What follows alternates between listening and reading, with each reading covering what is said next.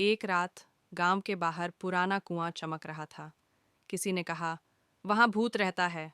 पर मोहन नहीं डरा। उसने सोचा, देखता हूँ आखिर सच्चाई क्या है। वो टॉर्च लेकर पहुंचा। हवा चल रही थी, पत्ते सरसराए। कुएं के पास पहुंचते ही उसे किसी के गाने की आवाज़ आई।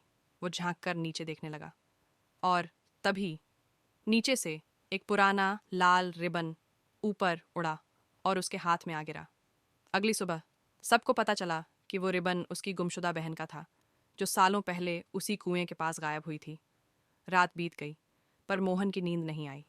वो बार बार उस लाल रिबन को देखता रहा, जैसे उसमें कोई रहस्य छिपा हो।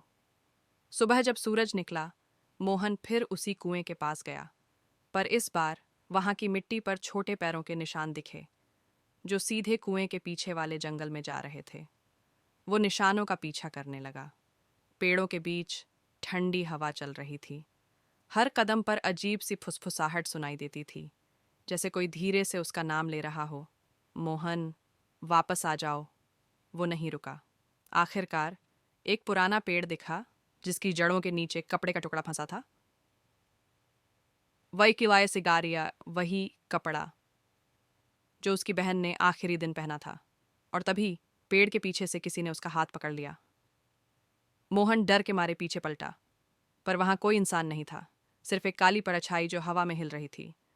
वो परछाई धीरे धीरे उसके चारों तरफ घूमने लगी, और उसी वक्त जमीन पर पड़ा लाल रिबन अपने आप उड़कर पेड़ की टहनी पर जा अटका। अचानक पेड़ की जड़ों के नीचे से एक धीमी आवाज आई, भैया। मोहन की सांसें थम गईं। वो कांपते हुए बोला, रीना, क्या तुम हो? आवाज फिर आई, मुझे यहाँ किसी ने बांध दिया था, मुझे आज़ाद करो। मोहन ने हाथ से मिट्टी हटाना शुरू किया। जैसे जैसे वो खोदता गया, हवा तेज होती गई, पत्ते उड़ने लगे और पूरा जंगल अंधेरे में डूब गया।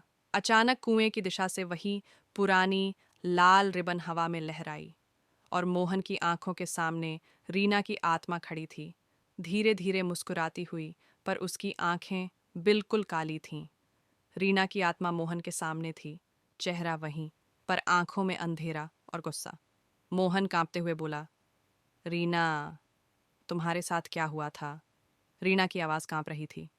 उस रात मैं कुएं के पास खेल रही थी। किसी ने मुझे धक्का दिया। वो गिरना नहीं था, बलि थी, भैया। मोहन हैरान रह गया। कौन था वो? रीना की आत्मा ने पेड़ की जड़ की ओर इशारा किया। वहां से एक पुरानी ताबीज मिली, जिस पर गांव के पंडित का नाम खुदा था। अचानक जमीन हिली, कुएं से अंधेरा धुआं निकलने लगा। रीना ने कहा, इस ताबीज को कुएं में फेंक दो, तभी मैं मुक्त हो पाऊंगी। मोहन ने बिना सोचे ताबीज को कुएं में फेंक दिया।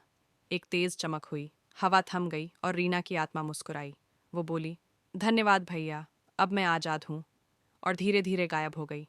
अगली सुबह गांव वालों ने देखा, ओ पुराना कुआं अब पूरी तरह सूख चुका था, और उसके प्राय सिर्फ